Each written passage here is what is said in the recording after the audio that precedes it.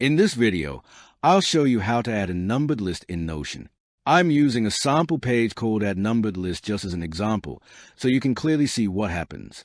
Click anywhere on the page where you want to add the list. Type a / on your keyboard. A menu appears. Find Numbered List and click it.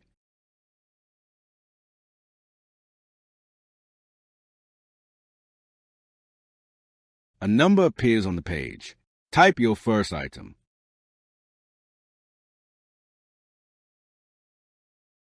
Press Enter on your keyboard. The next number appears automatically. Type the next item. Press Enter again to continue the list.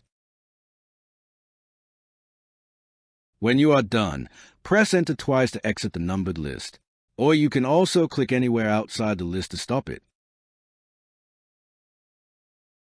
That's how you add a numbered list in Notion.